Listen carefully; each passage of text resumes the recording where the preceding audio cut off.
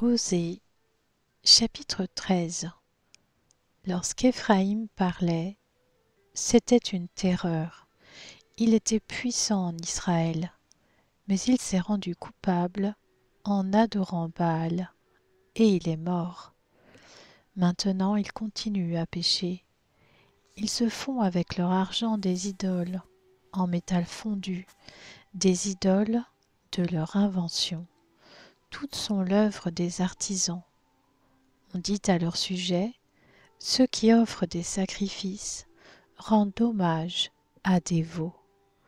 Voilà pourquoi ils seront pareils à la nuée du matin, à la rosée qui se dissipe très vite, à des brins de paille emportés par le vent hors de l'air de battage, à la fumée qui sort d'une fenêtre. Moi, je suis l'Éternel, ton Dieu, depuis l'Égypte. Tu ne connaîtras pas d'autre Dieu que moi, et il n'y a pas d'autre sauveur que moi. Je t'ai connu dans le désert, dans une terre aride. Ils se sont rassasiés dans leur pâturage, ils se sont rassasiés, et leur cœur est devenu orgueilleux. Voilà pourquoi ils m'ont oublié. Je serai pour eux pareil à un lion, à une panthère. Je les épierai sur la route. Je les attaquerai comme une ours à qui l'on a enlevé ses petits, et je déchirerai l'enveloppe de leur cœur. Je les dévorerai comme une lionne. Les bêtes sauvages les mettront en pièces. Ce qui cause ta ruine, Israël, c'est que tu as été contre moi, contre celui qui pouvait te secourir. Où donc est ton roi, qu'il te délivre dans toutes tes villes? Où sont tes juges, ceux auxquels tu disais: donne-moi un roi et des princes? Je t'ai donné un roi dans ma colère, je le reprendrai dans ma fureur.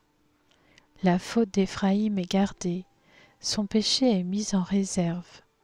Les douleurs de celle qui accouche viendront pour lui, mais c'est un enfant stupide qui, le moment voulu, refuse de sortir du ventre maternel. Je les libérerai du pouvoir du séjour des morts, je les rachèterai de la mort. Mort, où est ton fléau?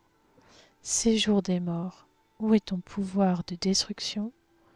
Le regret se cache à mes regards.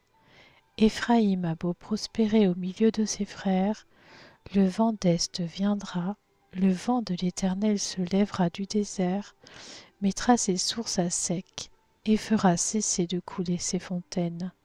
On pillera le trésor de tous les objets précieux.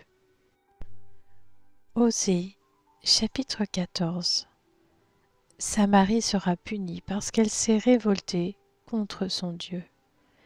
Ils tomberont par l'épée, leurs petits-enfants seront écrasés, et l'on fendra le ventre de leurs femmes enceintes. Israël, reviens à l'Éternel ton Dieu. En effet, tu as trébuché par ta faute.